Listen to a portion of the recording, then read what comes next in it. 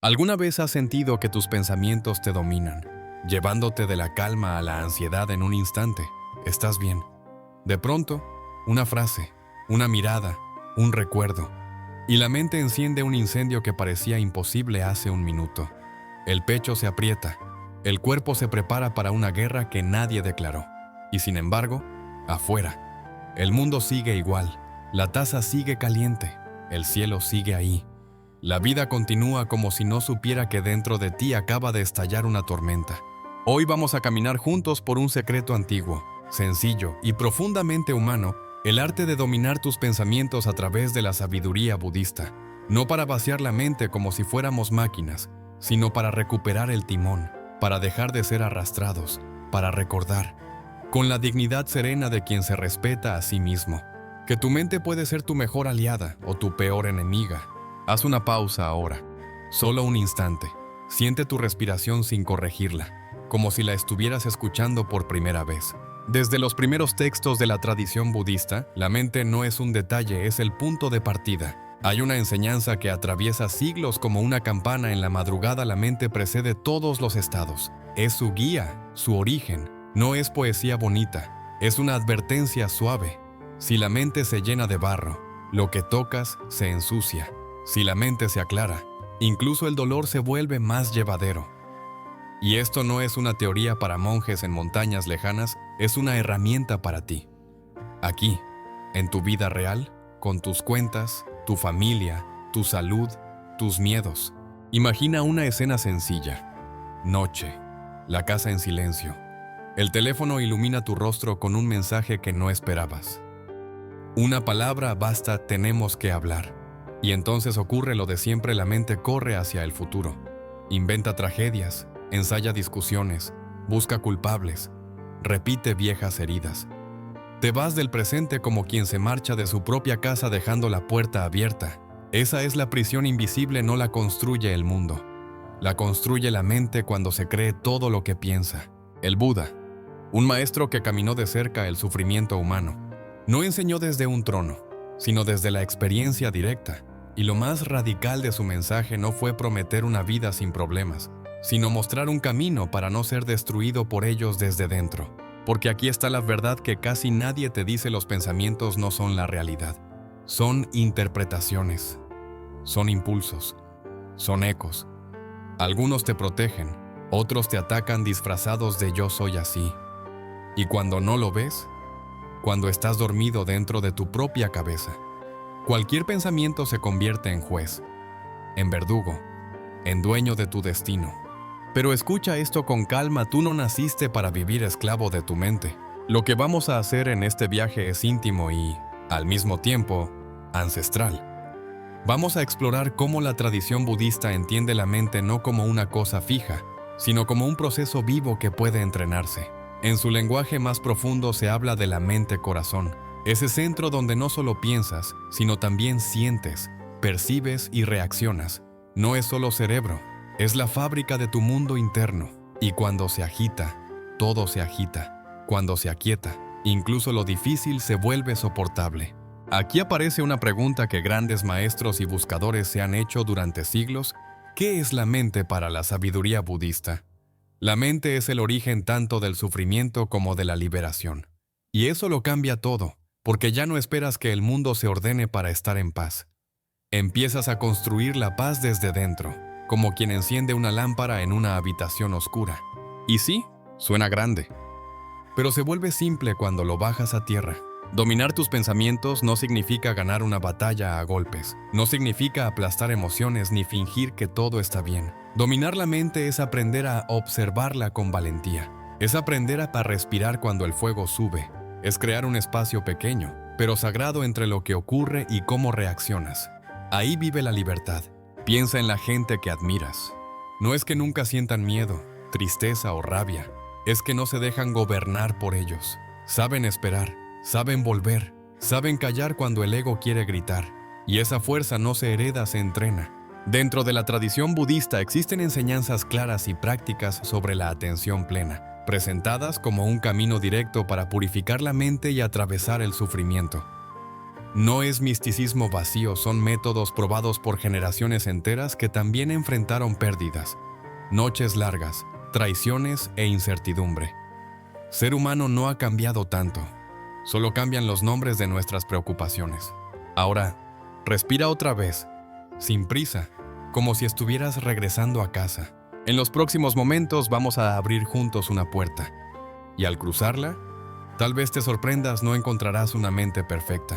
Encontrarás algo mejor, una mente honesta, una mente que ya no se cree cada pensamiento, una mente que aprende a ver el miedo sin arrodillarse ante él, una mente que recupera su dignidad.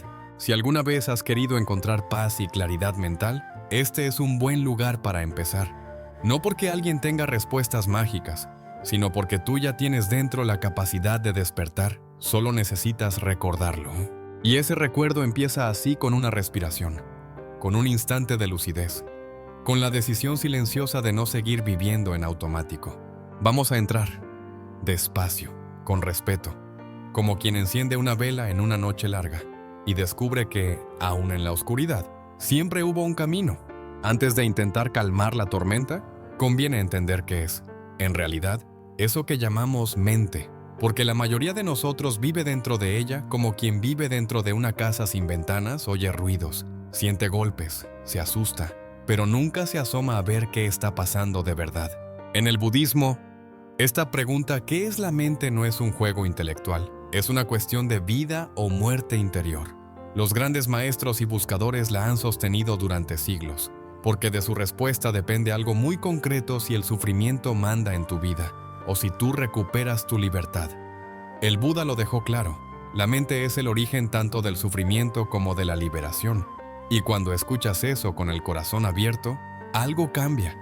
Ya no buscas arreglar el mundo para estar bien, empiezas a mirar adentro, como quien descubre que el fuego no estaba afuera, sino en la forma de sostener la leña.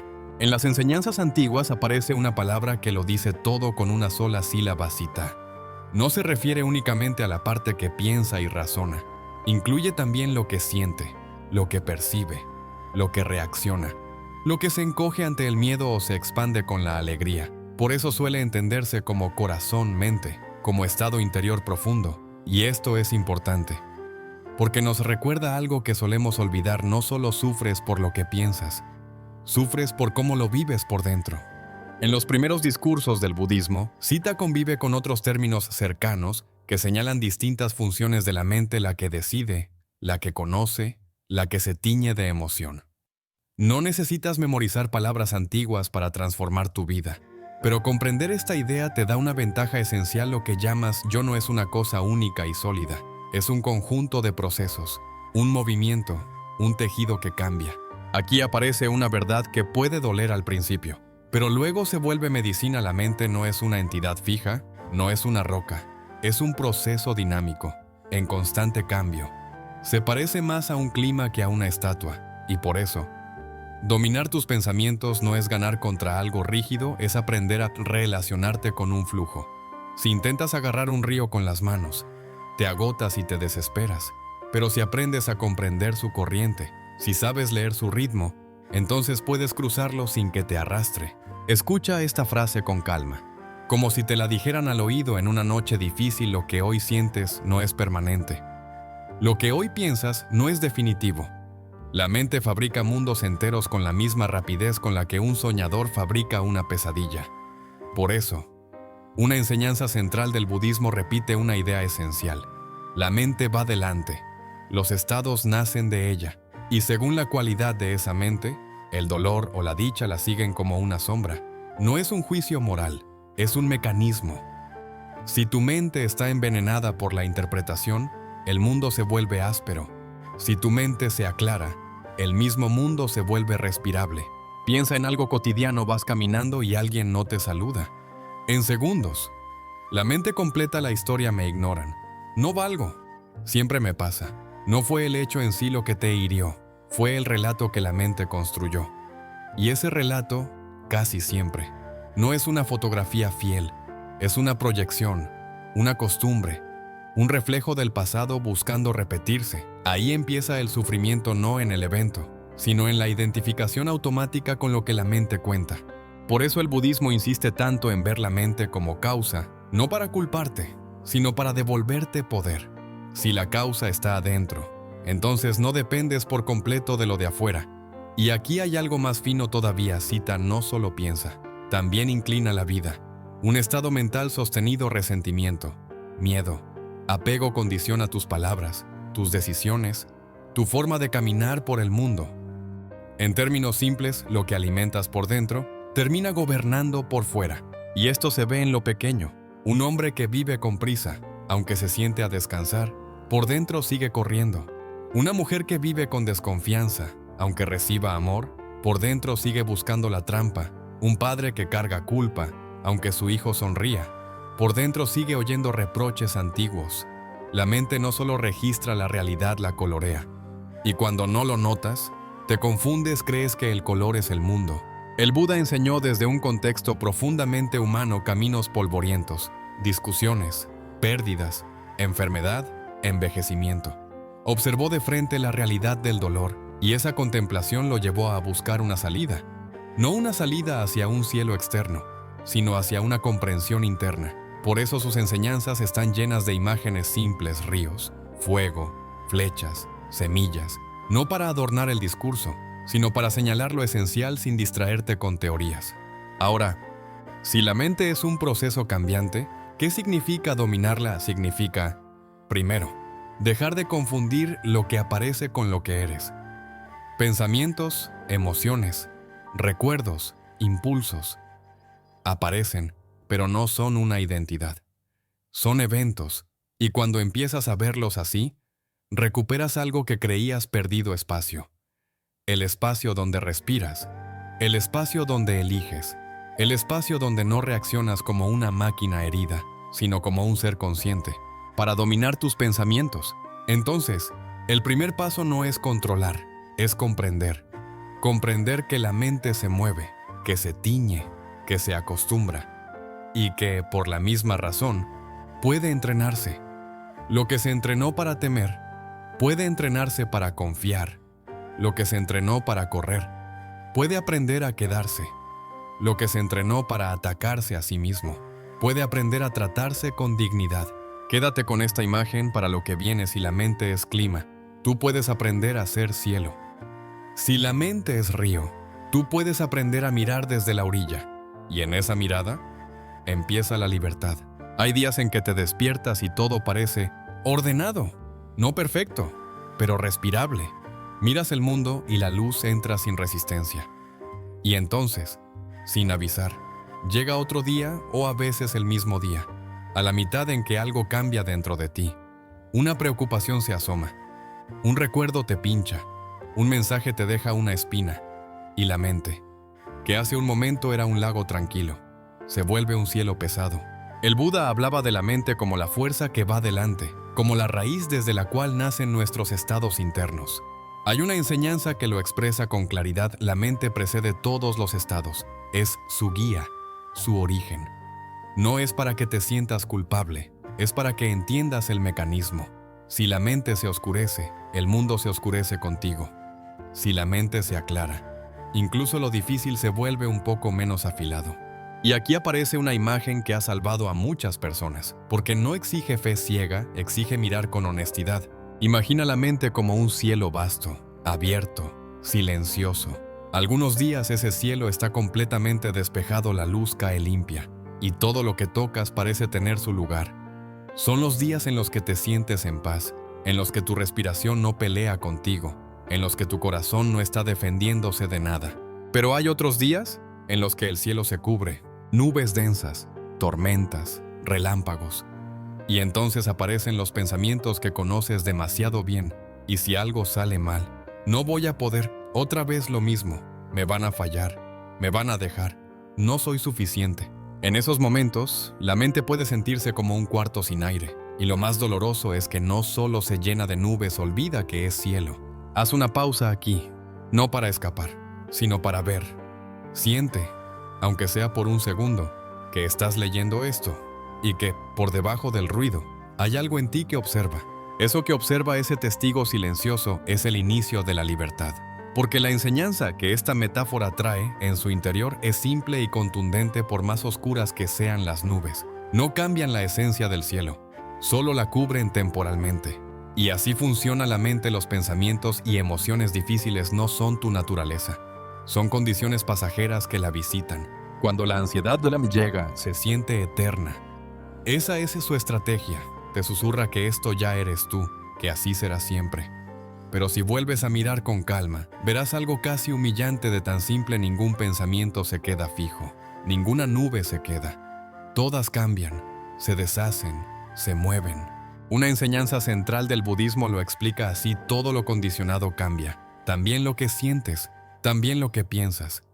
A veces cuesta aceptarlo cuando estás en medio del dolor, porque el dolor se siente como una casa cerrada sin salida. Pero esta comprensión es una puerta. No te promete que nunca lloverá. Te recuerda que ninguna tormenta gobierna para siempre. Piensa en una escena cotidiana, de carne y hueso. Estás trabajando, cometes un error pequeño, alguien lo nota, y en un segundo, la mente ya levantó un tribunal. ¡Qué vergüenza! Soy un fracaso. Siempre me pasa. O estás en casa, alguien que aman está distante, y de inmediato aparecen historias antiguas. Ya no le importo. Me van a abandonar. No fue el hecho lo que te destruyó. Fue la nube que tu mente fabricó y luego confundiste con el cielo. Aquí es donde la enseñanza se vuelve práctica. No es filosofía para hablar bonito. Es un método para no sufrir de más. En la tradición budista, la mente-corazón se entiende como ese campo que construye estados mentales, que puede acumular tanto claridad como confusión. Por eso dominar la mente no es pelear con ella, sino educarla. Entrenarla como se entrena un caballo fuerte, no a golpes, sino con firmeza y paciencia, con dignidad. Y cuando digo paciencia, no hablo de resignación. Hablo de una valentía silenciosa, la valentía de quedarte presente cuando todo en ti quiere huir hacia el futuro o morder el pasado. La mayoría de nosotros, cuando ve una nube oscura, corre hacia ella, la empuja, la maldice, se desespera. No debería sentir esto. Tengo que dejar de pensar así, y sin darse cuenta, se agota luchando contra el clima.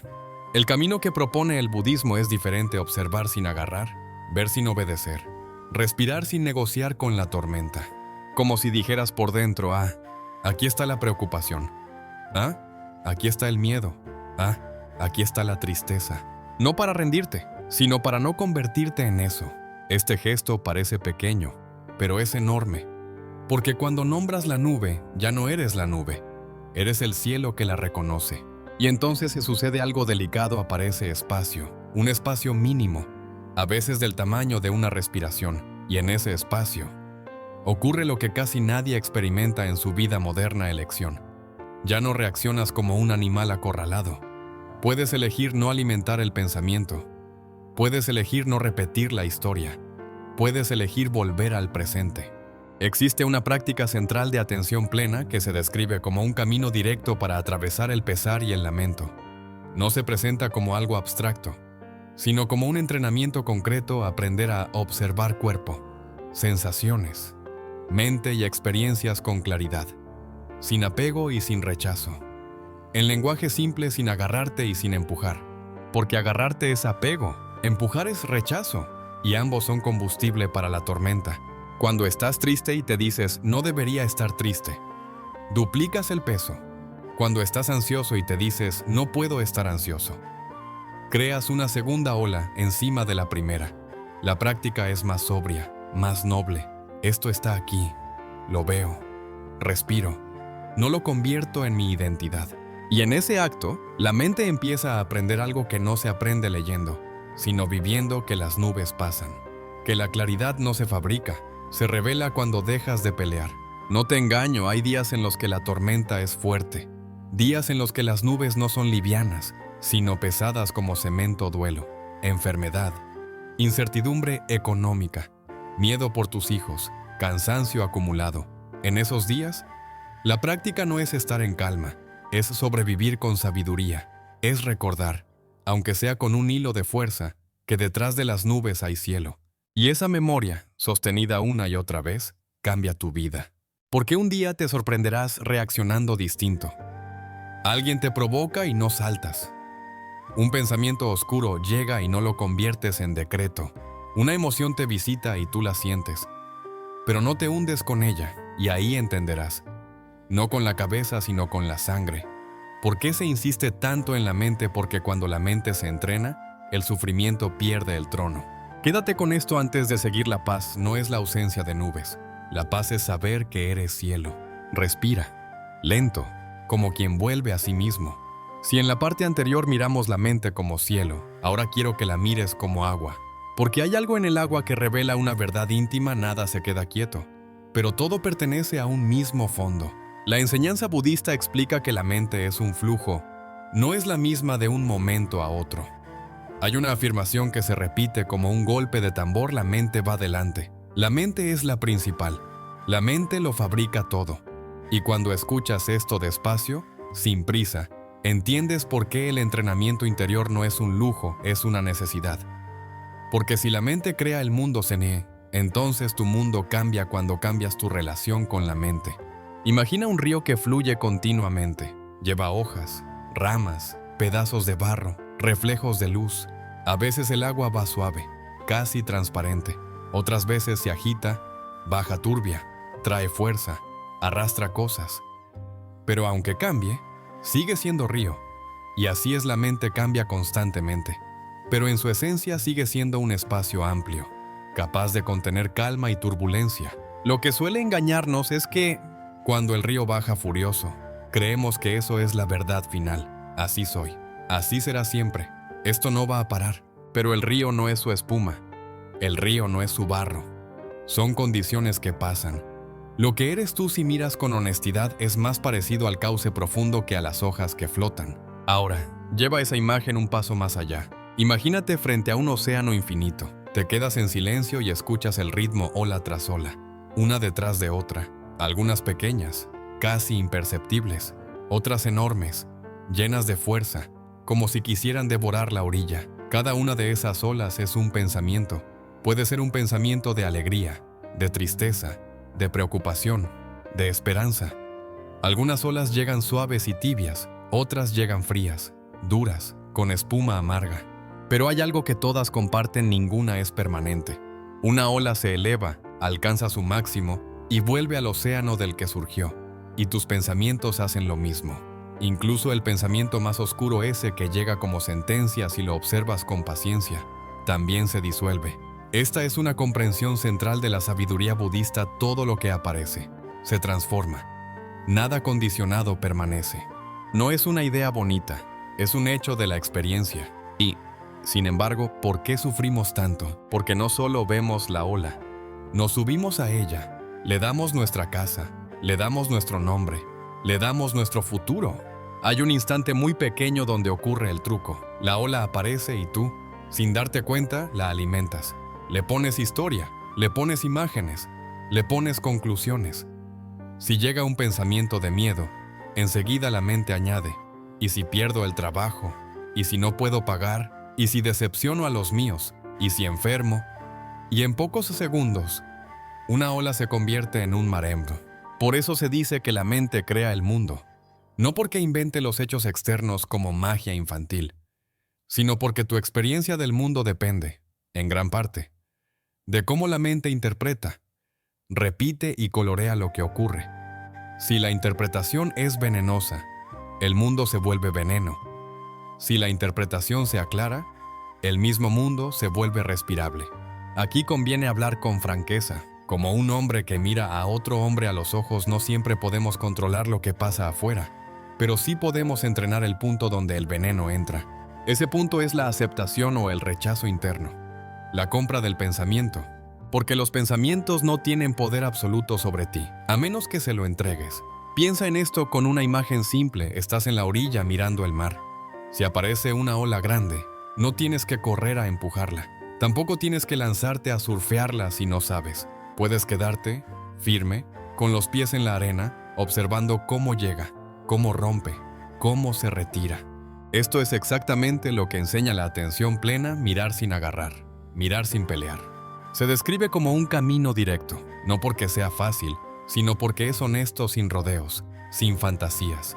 Ver lo que hay tal como es, Y cuando empiezas a ver lo que hay, ocurre algo silencioso, te separas de la ola. Ese separarte no es frialdad, es claridad. Es decir, estoy sintiendo miedo, pero no soy miedo. Hay tristeza en mí, pero no soy tristeza. Hay una idea que grita, pero no tengo que obedecerla. La tradición budista habla de la mente-corazón como ese estado interior que puede estar nublado o luminoso. Y lo esencial es esto: ese estado se entrena, se inclina, se educa. No es una condena fija, es un terreno que puede sembrarse. Ahora quiero darte una práctica muy simple, para que esto no se quede en metáfora. Cuando notes que una ola te está levantando ansiedad, enojo, vergüenza, haz solo esto. Primero, nómbrala. Esto es miedo, esto es rabia, esto es preocupación. Segundo, siente dónde vive en el cuerpo: pecho, garganta, estómago, mandíbula, sin juicio. Tercero, regresa a una respiración completa, lenta, como si le dijeras al océano: te veo, no me ahogas. Y entonces observa algo: la ola cambia. A veces no desaparece de inmediato, pero pierde el control absoluto. Pierde la hipnosis. Ya no eres un náufrago, eres un testigo. Aquí la impermanencia deja de ser teoría y se vuelve experiencia. La mente, cuando no se observa, se parece a un mar en plena noche. Todo suena enorme, todo parece amenaza. Pero cuando enciendes una lámpara, la atención, descubres algo casi íntimo: el mar no te odiaba, solo se movía. Y tú estabas creyendo que su movimiento era un ataque personal. Esta comprensión cambia la vida, porque te devuelve humildad y poder a la vez. Humildad: mis pensamientos no son la verdad absoluta. Poder: puedo elegir no alimentarlos. Y si te preguntas qué significa dominar los pensamientos, aquí está la respuesta en su forma más pura: no es dejar el mar sin olas, es aprender a no hundirte con cada ola. Vamos a seguir. En la próxima parte entraremos en el corazón de la impermanencia como medicina para el miedo, para el duelo, para esos momentos donde la noche parece no terminar. Respira y quédate un instante en la orilla, solo en la orilla. Quédate un momento en esa orilla que construimos juntos. El mar sigue moviéndose, pero ahora tú no estás dentro de él. Lo miras. Y cuando miras de verdad, empiezas a notar algo que el miedo siempre intenta ocultar. Incluso las olas más grandes nacen, crecen y se disuelven. En la sabiduría budista, a esta verdad se le llama impermanencia. No como un eslogan para colgar en la pared, sino como una ley íntima de la vida. Una forma de ver que atraviesa el cuerpo y atraviesa la mente. Todo lo que aparece por causas y condiciones cambia. Todo lo que surge también cesa. Y por eso se habla de las tres marcas de la existencia: impermanencia, sufrimiento y ausencia de un yo fijo. No porque el mundo sea cruel, sino porque la vida es movimiento. Y nosotros, muchas veces, amamos como si todo fuera fijo. Respira, no para escapar de esta verdad, sino para que la verdad no te rompa, sino que te enderece. El Buda habló con una claridad que no acaricia el ego. Uno de los mayores errores que cometemos es creer que las cosas van a ser siempre iguales. Pensamos que lo bueno va a durar para siempre, y cuando se termina sufrimos. Pensamos que lo malo nunca se acabará, y eso nos llena de desesperanza. Esa es la trampa del pensamiento: convertir lo temporal en eterno. Y cuando haces eso, tu corazón se vuelve una cuerda tensada al límite. Míralo en tu propia vida. Cuando todo va bien, la mente se aferra a que no cambie, que no se acabe, que se quede. Y cuando llega el cambio, porque siempre llega, aparece la sensación de traición. No era justo, pero la vida no traiciona. La vida simplemente se mueve. Y el dolor más agudo no siempre viene de perder, sino de resistirte a la realidad de que todo cambia. La impermanencia no es una idea pesimista, es una medicina fuerte. Y como toda medicina fuerte, al principio amarga, pero después te salva. En muchas tradiciones budistas, cuando alguien muere, se recuerda de forma sobria y directa la naturaleza pasajera de todo lo compuesto. No como frialdad, sino como una forma de no mentirse. Es mirar la pérdida sin fabricar fantasías, porque cuando el dolor llega, la mente intenta negociar con la vida: esto no debería pasar. Pero la vida no pide permiso, y aquí hay un giro que cambia tu relación con la tristeza. Reconocer la impermanencia no borra el duelo, lo vuelve habitable. Imagina que estás atravesando un momento difícil. Tal vez perdiste a alguien importante, tal vez te enfrentas a un cambio que no esperabas: una enfermedad, una ruptura, un problema económico. una noticia que te deja sin aire. En esos momentos, la mente se llena de pensamientos de dolor, de pérdida, de ¿por qué a mí? Y la enseñanza budista te invita, con una compasión firme, a ver que así como una tormenta nunca dura para siempre, esos pensamientos tampoco lo harán. No se trata de repetir frases bonitas, se trata de ver un hecho. Incluso la emoción más intensa tiene un comienzo, un cuerpo y un final. La tristeza entra, se instala y luego cambia de forma. La ansiedad sube, se curva como una ola y luego baja. A veces tarda, a veces vuelve. Pero no es una estatua, es clima. Y cuando comprendes esto, aparece una fuerza tranquila, paciencia. Paciencia no como resignación, sino como confianza en el movimiento. Saber que, aunque ahora estés atravesando una noche oscura, el amanecer siempre llega. No porque la vida sea justa, sino porque lo que cambia, sigue cambiando. Ahora escucha algo importante: comprender la impermanencia no significa que dejes de amar. Significa que amas mejor. Porque el apego no es amor. El apego es miedo con forma de abrazo. El apego dice no te vayas nunca. El amor, en cambio, dice gracias por estar. Y cuando el amor aprende impermanencia, se vuelve más verdadero. Ya no exige eternidad para tener sentido. Se vuelve presencia. Aquí está la raíz del sufrimiento según la sabiduría budista. No es solo que las cosas cambien, es que tú te aferras como si no debieran cambiar. Cuando te aferras a lo que por naturaleza es transitorio, tu corazón vive en una batalla imposible. Y sin embargo, esto no es para culparte, es para liberarte. Quiero que hagamos un ejercicio breve, simple, casi silencioso. No necesitas nada especial, solo honestidad. Piensa en un pensamiento que te ha estado persiguiendo últimamente. Ese pensamiento que vuelve como una ola: no voy a poder, algo malo va a pasar, ya es tarde, me equivoqué, me van a dejar. No lo pelees, solo míralo. Y ahora pregúntate con suavidad: ¿este pensamiento ha sido siempre el mismo todo el día? ¿O aparece y desaparece? Cambia según el cansancio, el hambre, el recuerdo. Eso es impermanencia viva, ahí, en tu experiencia. Y entonces haz esto cuando el pensamiento aparezca. No lo conviertas en una profecía. Trátalo como lo que es: un fenómeno mental, un evento que surge y cesa. La atención plena se presenta como un camino directo para atravesar el pesar y la angustia. Justamente por esto no discute con el pensamiento, lo observa, y al observar, lo desarma. Ahora, si estás en duelo, si estás pasando por algo serio, no te voy a vender una promesa fácil. A veces la ola vuelve durante meses, a veces durante años. Pero incluso ahí, la impermanencia sigue siendo verdad. La pena cambia, se transforma, se reacomoda. Lo que hoy es una piedra en el pecho, un día será una cicatriz. Y una cicatriz no es una herida abierta, es la prueba de que la vida siguió caminando.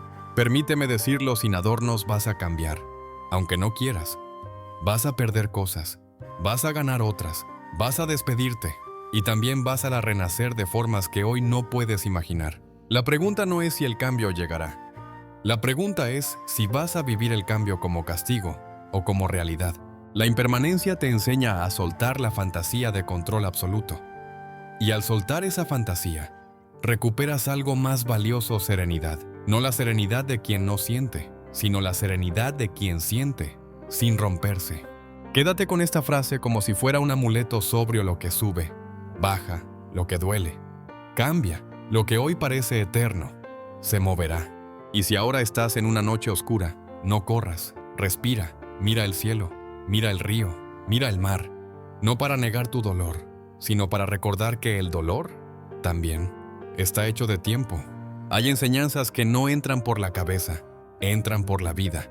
Por eso el Buda no solo hablaba en conceptos, también dejaba que los hechos fueran lámparas. Y entre esas lámparas, hay una historia que ha caminado siglos sin cansarse, porque describe algo que todos hemos vivido: el momento en que alguien intenta lanzarnos su veneno, y nosotros, sin darnos cuenta, lo bebemos.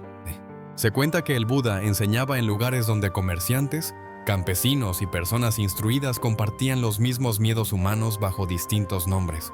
La gente acudía a él no por espectáculo, sino por sed de alivio. Querían entender por qué la mente puede destruirlos en silencio y cómo volver a la calma sin huir del mundo.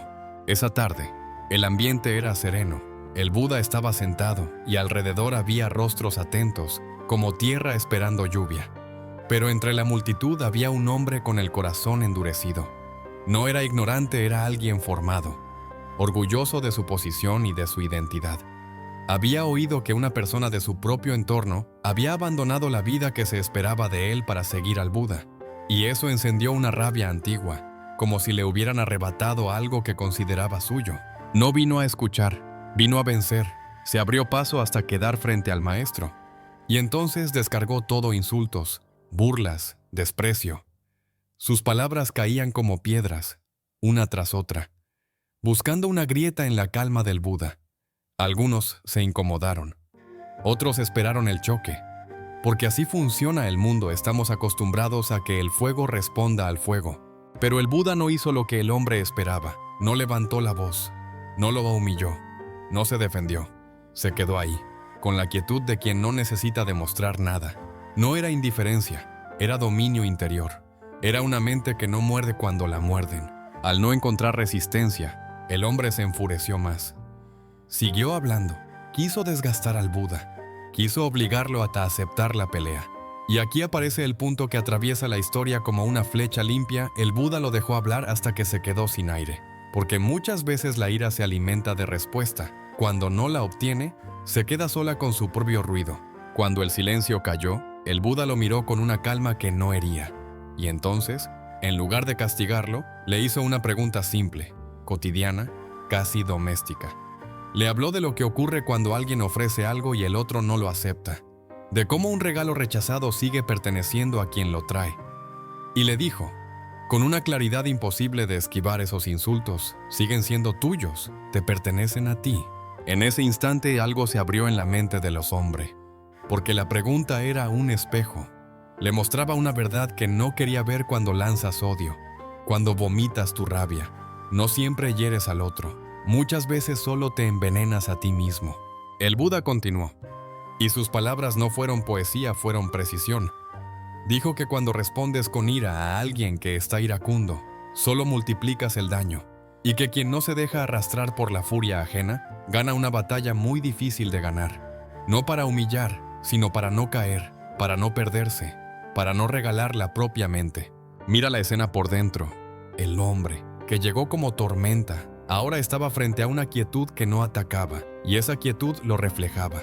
Esa es una de las fuerzas más profundas de la paz. No necesita violencia para desnudar la violencia. En su rostro apareció una confusión nueva, porque la ira necesita un enemigo para sostenerse. Pero el Buda no se ofreció como enemigo, no aceptó el regalo del odio, y al no aceptarlo, lo devolvió intacto.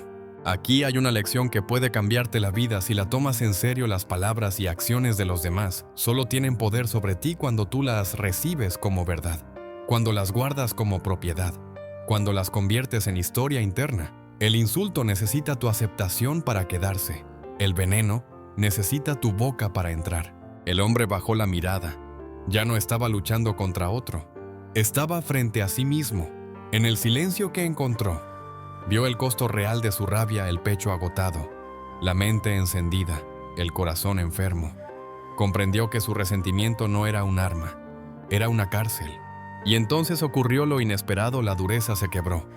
Pidió perdón, no como quien se humilla, sino como quien despierta. La enseñanza había hecho su trabajo, no lo aplastó, lo liberó. La multitud también cambió, porque no vieron un milagro externo. Vieron algo más raro, un ser humano que no reaccionó desde la herida. Vieron que la verdadera fortaleza no está en vencer a los demás, sino en no ser arrastrado por la ira ajena. Vieron que la paz no es debilidad, es dominio. Y ahora quiero traer esto a tu vida, sin adornos. La próxima vez que alguien te hable con dureza en la familia, en el trabajo, en la calle, siente el impulso inmediato de responder. Ese impulso es la ola. Si te subes, te arrastra. Si lo observas, se disuelve. Recuerda esta enseñanza no como historia, sino como método. No aceptes el regalo que te quema. Pregúntate en silencio, voy a tomar esto y llevarlo a casa. Porque eso hacemos, guardamos insultos, guardamos desprecio, guardamos miradas, y luego los repetimos por dentro durante horas, días, años. El Buda mostró otra posibilidad, que el veneno regrese a quien lo fabrica, no por venganza, sino por ley natural. Si tú no lo aceptas, no puede vivir en ti. Y aquí, con honestidad, esto no es fácil, pero es entrenable. Y es la puerta hacia una paz que no depende de que todos te traten bien, sino de que tú decidas no entregar tu mente. En la siguiente parte entraremos en la práctica concreta: cómo observar la mente, cómo convertirte en testigo, cómo usar la respiración como ancla, para que esta historia no sea solo una historia, sino una herramienta viva en tus días más reales. Lo que aquel hombre descubrió frente al Buda no era un truco para ganar discusiones. Era algo más profundo, una puerta. La puerta hacia un lugar interno donde la mente deja de ser amo y vuelve a ser instrumento. Porque, si lo miras con honestidad, el problema no es que existan pensamientos. El problema es que, sin entrenamiento, nos identificamos con ellos como si fueran órdenes sagradas. Llega un pensamiento y lo obedecemos. Llega una emoción y nos convertimos en ella. Y así pasamos la vida no viviendo, sino reaccionando. La sabiduría budista propone algo distinto, algo sobrio, casi silencioso: aprender a observar la mente. En las enseñanzas antiguas, la atención plena se presenta como un camino directo de entrenamiento. Se habla de 4 bases fundamentales de observación y se describe este camino como un método directo para purificar la mente, atravesar el pesar y la lamentación, y abrir la puerta a una libertad más profunda. No es una frase decorativa, es un mapa. Y ese mapa empieza donde empieza todo aquí, ahora, en tu respiración. La respiración es humilde, no presume, no pide permiso. Está contigo cuando estás fuerte y cuando estás roto. Por eso se le llama ancla, porque cuando la mente se va al pasado a sufrir o al futuro a temer, la respiración te devuelve al único lugar donde la vida ocurre de verdad. Prueba esto. Como si fuera un gesto de regreso, siente el aire entrando. Siente el aire saliendo, sin corregirlo, sin pelear, solo notar. Al principio, tu mente va a protestar. Va a decir: esto es absurdo, no sirve. Tengo cosas más importantes, no puedo parar. Y aún así, respira. Porque esa protesta es parte del entrenamiento. Es la mente inquieta mostrándote que no quiere ser vista. En la tradición budista se utiliza una imagen muy clara para describir esta inquietud: una mente que salta, corre y se distrae sin descanso. No como insulto, sino como diagnóstico. Y cuando dejas de ofenderte por el diagnóstico, empiezas a sanar. Aquí hay una trampa común: creer que observar la mente significa quedarse en blanco. No. Observar la mente significa ver con claridad lo que aparece, sin identificarte. Y eso requiere una fuerza suave paciencia. El Buda enseñaba que la mente no se domestica a golpes. Si intentas obligarte a estar en silencio, la mente se vuelve más rebelde. Es como intentar sujetar a un niño inquieto con fuerza: se retuerce, se agita más. En cambio, si lo miras con paciencia, si le das un espacio seguro, si no lo amenazas, tarde o temprano se calma. Así funciona la mente. Y esto no es romanticismo, es experiencia. Siéntate un minuto, solo un minuto, y mira lo que ocurre. Pensamientos aparecen como olas, imágenes, planes, miedos, recuerdos. Y lo más importante, tú estás ahí, presente, viendo. Ese ver es el núcleo de la práctica. Ese ver es el testigo. Una de las comprensiones más profundas del budismo es: esta no eres tus pensamientos. La mente los produce, sí, como el océano produce olas. Pero tú no eres cada ola. Tú eres el espacio que las conoce. La tradición habla de la mente-corazón como ese estado interior que puede estar nublado o claro. Y lo esencial es esto: ese estado no es fijo. Se entrena, se inclina, se educa. Por eso la práctica es posible. Si la mente fuera piedra, estarías condenado. Pero la mente es agua, se mueve. Y también aprende a moverse mejor. Ahora, imagina por un momento que tu mente es un cristal sucio, no porque seas malo, sino porque has vivido años respirando polvo prisa, comparación, crítica, miedo, trauma, ruido. Al principio, ese cristal está tan manchado que miras el mundo deformado y crees que así es el mundo. La atención plena es como limpiar ese cristal. No lo rompes, no lo cambias, lo limpias. Cada respiración consciente es una pasada más sobre el vidrio. Cada vez que notas un pensamiento y no lo sigues, limpias un poco. Cada vez que regresas al cuerpo, en lugar de quedarte atrapado en la historia, limpias un poco. Y con el tiempo, sucede algo silencioso y profundo, empiezas a ver con claridad. Como si estuvieras viendo la realidad por primera vez. Aquí está la práctica, simple y poderosa, para llevarla a tu vida real. Cuando notes que un pensamiento te arrastra a una preocupación, una culpa, una fantasía de desastre, no discutas con él. No lo insultes, no lo empujes, solo haz esto. Primero reconócelo. Pensamiento de miedo, pensamiento de vergüenza, pensamiento de rabia. Segundo, vuelve al cuerpo, donde se siente pecho, garganta, estómago, mandíbula. Tercero, respira y observa, como quien ve pasar una nube. Y luego, espera 2 segundos antes de actuar. Esos 2 segundos son oro, porque ahí aparece el espacio entre estímulo y respuesta. Y en ese espacio, por fin, aparece tu libertad. Una enseñanza central del budismo dice que la mente va delante y que, según la cualidad de esa mente, el sufrimiento o la calma la siguen como una sombra. No habla de castigo, habla de dirección. Si la mente es arrastrada, la vida también lo es.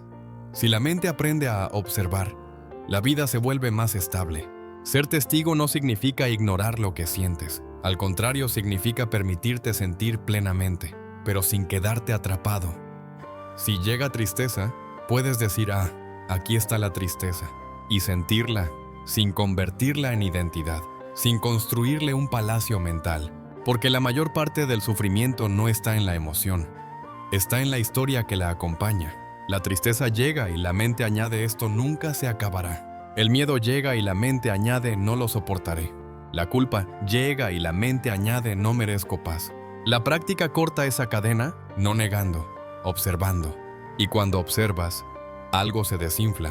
El pensamiento sigue ahí, sí, pero ya no gobierna como un rey. Se vuelve lo que siempre fue, una visita. Habrá días en los que esto será fácil y días en los que parecerá imposible. En los días difíciles, no intentes ser perfecto, solo vuelve. Vuelve a la respiración, vuelve al cuerpo, vuelve al presente, porque cada regreso es una victoria silenciosa. Un hombre no se vuelve fuerte por no caer nunca, se vuelve fuerte por aprender a levantarse sin odio hacia sí mismo. Y esa es la esencia de esta parte: construir una casa en las orillas del río mental. No para detener el río, sino para no ahogarte dentro de él. En la siguiente parte iremos aún más a fondo cómo observar emociones intensas y cómo entrenar el arte de la no reacción. Esa fuerza tranquila que el Buda mostró cuando no aceptó el regalo del insulto. Por ahora, quédate con esto, respira y mira, mira y vuelve. Hay un momento pequeño, casi invisible, en el que la vida decide si tú eres libre o si vuelves a ser arrastrado. No es cuando te gritan, no es cuando te critican, no es cuando llega la mala noticia. Es el instante justo antes de reaccionar. Ahí, en ese filo del segundo, nace el destino de tu día. Porque lo que suele destruirnos no es la emoción en sí, sino la forma automática con la que la convertimos en acción, en palabra, en daño, hacia otros o hacia nosotros mismos. El Buda lo sabía. Por eso la atención plena no es solo estar tranquilo, es aprender a ver lo que surge, cómo surge, y elegir con dignidad. En el entrenamiento budista no solo se observa la mente, también se observan las sensaciones y las emociones, porque muchas veces la emoción llega primero, y el pensamiento llega después para justificarla. El cuerpo se tensa y la mente dice, tengo razón. El pecho se aprieta y la mente dice, esto es peligro. Y así, sin darnos cuenta, confundimos una reacción biológica con una verdad absoluta. La atención plena corta ese hechizo. Se describe como un camino directo, no porque sea cómodo, sino porque no te esconde nada, te pone frente a tu experiencia tal como es, sin maquillaje, sin excusas, sin huida. Ahora, hablemos de emociones, de esas que te visitan sin pedir permiso. Imagina que un día te despiertas con tristeza, sin razón aparente, te sientes más pesado. El mundo parece opaco. La mente, como siempre, quiere una explicación y empieza a fabricar historias. Mi vida no avanza. Nadie me entiende. Esto no se va a ir nunca. Esa historia es la segunda herida. La primera herida es la tristeza. La segunda es lo que la mente hace con ella. La práctica te invita a algo mucho más valiente: sentir sin hundirte. Decir por dentro, con honestidad, aquí está la tristeza. y luego mirar dónde vive. Tal vez en el pecho como presión, tal vez en la garganta como un nudo, tal vez en los ojos como agua retenida. No la empujes, no la alimentes, solo obsérvala. Cuando haces esto, descubres algo que la emoción no quiere que sepas tiene un comienzo, un cuerpo, un final. No es eterna, cambia, se transforma, pierde su hipnosis. Lo mismo ocurre con el miedo. El miedo llega y parece un rey. Te dice corre, defiéndete, ataca, escóndete. Y la mayoría de nosotros obedece. La atención plena te enseña a crear un espacio, a ver el miedo antes de convertirte en él. Y aquí entra una enseñanza decisiva, la no reacción. No reacción no significa frialdad. No significa tragarte todo. No significa ser una estatua. Significa algo más fino, ver el impulso antes de convertirlo en acción. Tener ese interruptor interior del que casi nadie es consciente. Te lo pongo en una escena real. Estás en una conversación. Alguien te dice algo hiriente. Sientes cómo sube el calor. La mandíbula se endurece. El pecho se infla. La mente ya escribió la respuesta perfecta para destruir al otro y ese es el impulso. Si reaccionas en automático, la rueda gira sola, dices lo que luego lamentas. Alimentas el conflicto. Y al final el que queda ardiendo por dentro eres tú. Si practicas atención plena, haces algo distinto, te detienes un segundo, respiras, sientes el cuerpo, nombras la emoción ira. Y en ese segundo, recuperas lo que parecía imposible elección. Hay una enseñanza central que lo resume con claridad: la mente va delante. Y según la cualidad de esa mente, el sufrimiento o la calma la siguen. No habla de castigo, habla de dirección. Si la mente se vuelve fuego, tus palabras serán fuego. Si la mente se vuelve claridad, tus palabras pueden ser medicina o silencio digno. Y aquí viene algo liberador: la no reacción no te quita fuerza, te la devuelve, porque reaccionar es fácil. Cualquiera puede explotar, cualquiera puede atacar, cualquiera puede huir, pero sostener la presencia, mirar el impulso y elegir una respuesta, eso requiere entrenamiento. Eso es verdadera fortaleza. Recuerda la historia del hombre que insultó al Buda. El insulto era un estímulo, la reacción esperada era ira. Pero el Buda no aceptó el regalo del odio. Si no aceptas lo que te ofrecen con rabia, ese veneno no puede vivir en ti, no por magia, sino por una ley simple: quien odia carga el odio. Quien rumia la ofensa vive atado a ella. Quien no la acepta, se libera. Tú no tienes que ser un Buda para practicar esto. Solo necesitas una herramienta clara. Cuando sientas una emoción intensa, prueba este método simple y directo. Primero reconoce: esto es miedo, esto es ira, esto es vergüenza. Segundo, permite, no la empujes, no la justifiques, déjala estar como una ola que rompe. Tercero, investiga con suavidad. ¿Dónde se siente en el cuerpo? ¿Qué temperatura tiene? ¿Se mueve o está fija? Cuarto, vuelve a la respiración. 3 respiraciones completas, lentas. Y recién ahí decides qué hacer. En la práctica, esas 3 respiraciones son un refugio portátil. Un lugar donde la mente deja de correr al futuro o morder el pasado y regresa a lo único real, este instante. Al principio cuesta, porque la atención plena es como un músculo. Si nunca lo entrenaste, se fatiga rápido. Pero cada vez que vuelves, aunque sea por 10 segundos, ese músculo crece. Cada vez que te detienes antes de responder, estás construyendo libertad. Con el tiempo empiezas a notar algo profundo. Ya no necesitas que el mundo sea perfecto para estar en paz. Puedes sentir una emoción intensa sin romperte. Puedes escuchar una crítica sin desmoronarte. Puedes estar en medio de una discusión sin perderte. Eso no significa que te vuelvas pasivo, significa que te vuelves dueño de tu mente. Y entonces la vida cotidiana cambia. Lavas los platos y estás ahí. Tomas un café y lo sientes. Caminas y escuchas tus pasos. No por romanticismo, sino porque la mente deja de estar atrapada en una película interna interminable. Muchas veces, el sufrimiento no es lo que pasa, es la ausencia de presencia. Por eso, cuando la emoción te visite hoy, no la trates como enemiga.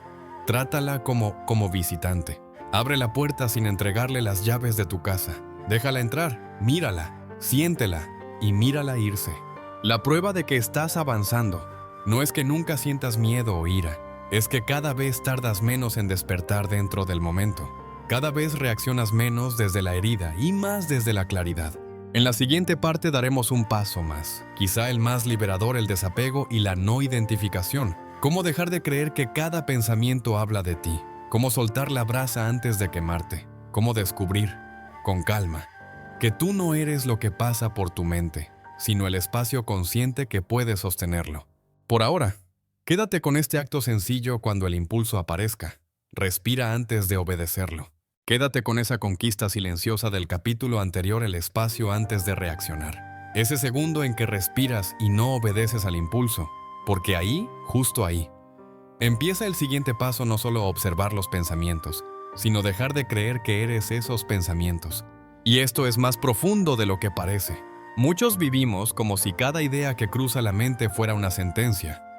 Aparece una frase interior: no soy suficiente, siempre fracaso, nadie me entiende, y la tomamos como verdad absoluta. La afirmamos, la guardamos en el pecho, actuamos desde ella, y sin darnos cuenta, nos encadenamos a un pensamiento como si fuera nuestro nombre.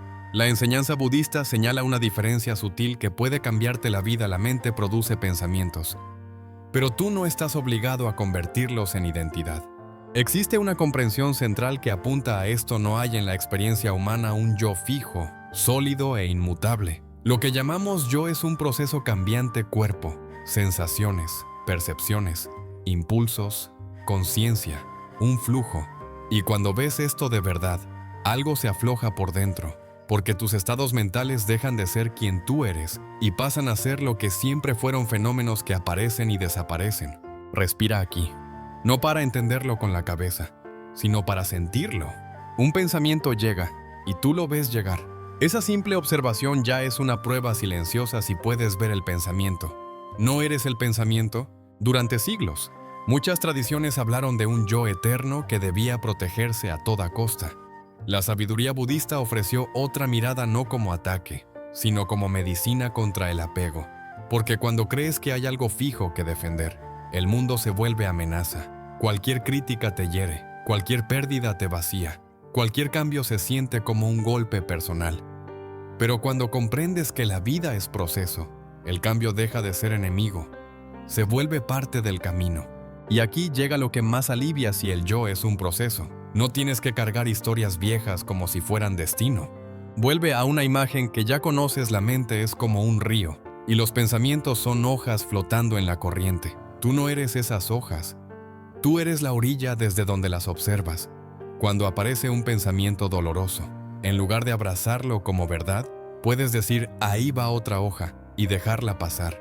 Porque el pensamiento negativo tiene un truco: te habla en primera persona para confundirte. No dice hay miedo, dice soy débil. No dice hay inseguridad, dice soy un fracaso. No dice hay tristeza, dice mi vida no vale. Y si no estás atento, lo compras. El desapego empieza con una decisión íntima: no comprar cada pensamiento. No se trata de eliminar pensamientos, se trata de soltar la identificación.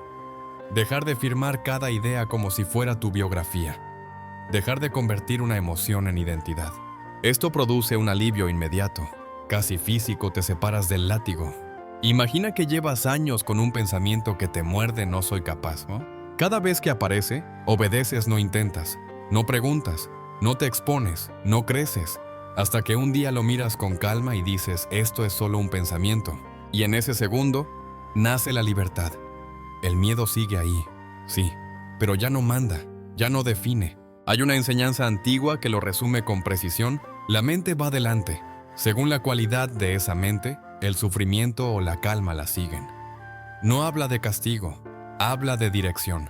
Cuando crees un pensamiento venenoso, lo arrastras contigo, lo repites, lo conviertes en palabra, lo conviertes en gesto y terminas viviendo dentro de él. Por eso el desapego es autocuidado. Es salud mental en su forma más antigua y digna: aprender a no sostener el carbón encendido. Porque hay pensamientos que son como brasas. Si alguien te lanza una brasa ardiente, tú puedes elegir: ¿la aprietas para demostrar algo o la sueltas? La brasa quema solo si la sostienes. Así funciona la rumiación. Algo ocurre y la mente lo reproduce una y otra vez: la escena, la frase, la injusticia. Y cada repetición vuelve a quemarte. Es como rascar una herida que ya debería estar cerrando, no la deja sanar. El desapego te enseña a cambiar de canal, no negando lo que pasó, no fingiendo que no dolió, sino entendiendo que revivirlo 100 veces no es justicia, es tortura. Y aquí hay otra verdad importante: el desapego no es frialdad. El desapego real nace de la sabiduría y termina en compasión. Porque cuando entiendes que no eres tus pensamientos, puedes tratarte con más ternura cuando la mente se equivoca. Puedes dejar de decirte no deberías sentir esto y empezar a decirte es humano que lo sienta. Puedes sostenerte sin hundirte. El desapego funciona como una estrategia práctica para soltar el apego, no como una teoría abstracta. Cuando algo te hace sufrir, puedes mirarlo y preguntarte con honestidad, ¿esto me conviene cargarlo como yo o mío? Si no, lo sueltas.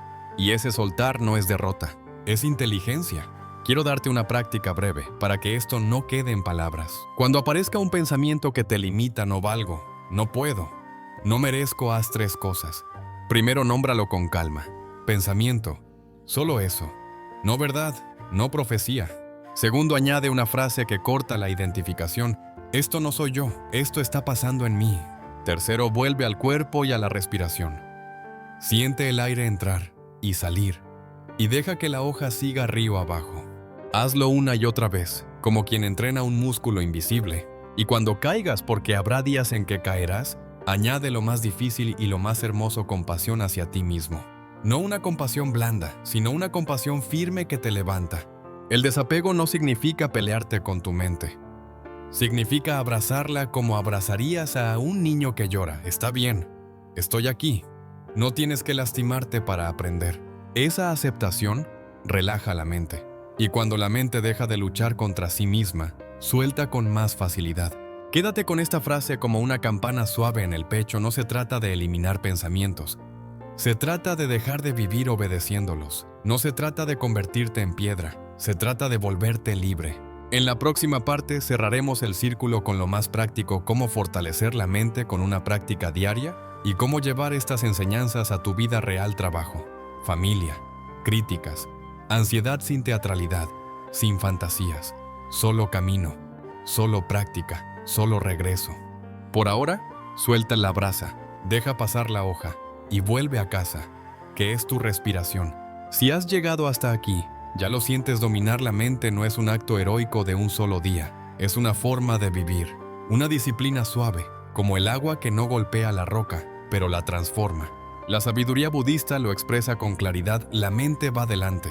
La mente es la principal, todo es hecho por la mente. Por eso, si quieres una vida más estable en la ansiedad, en la salud, en la familia, incluso en la forma en que te relacionas con el dinero y la incertidumbre, no basta con entender ideas, hay que entrenar. Y el entrenamiento más antiguo y más efectivo que nos dejó esta tradición es la práctica diaria de la meditación. No cualquier meditación como moda, no como una pose, no como una huida.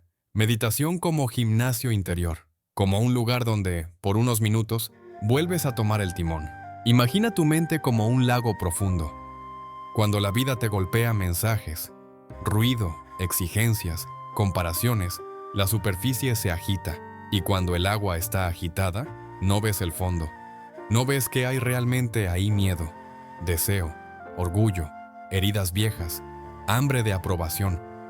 Pero cuando te sientas cada día, aunque sea 5 minutos, es como si el viento empezara a bajar, poco a poco, y la superficie se aclara. No porque la vida se haya vuelto fácil, sino porque tú estás aprendiendo a mirar con calma. En la tradición budista se habla de 2 grandes direcciones del cultivo mental. Una cultiva la calma y la estabilidad: aprender a reunir la mente, a concentrarla, a darle descanso. La otra cultiva la claridad: aprender a ver lo que ocurre tal como ocurre, sin los filtros habituales, para comprender y actuar con más sabiduría. No son caminos separados, son 2 alas del mismo pájaro. Primero estabilizas, luego ves, y cuando ves, te liberas.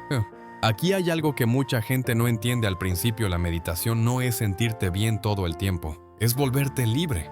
A veces, cuando te sientas, la mente parece más ruidosa que nunca. No es que estés empeorando, es que por primera vez estás mirando. Como cuando abres una habitación cerrada durante años y el polvo se levanta. Estaba ahí desde antes, solo que no lo veías.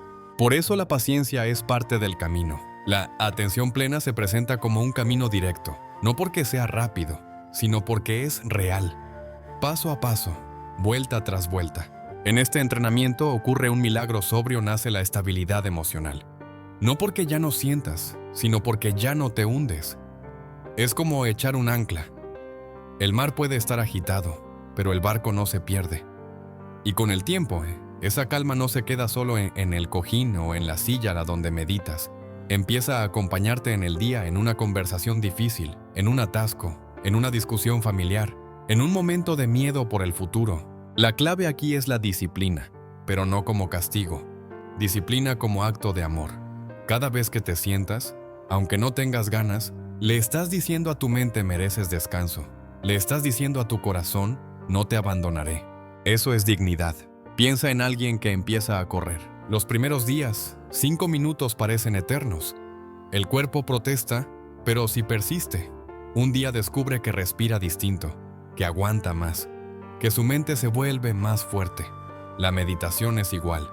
Al principio, 5 minutos pueden ser una batalla, luego se vuelven un refugio, y finalmente se vuelven una manera de estar vivo.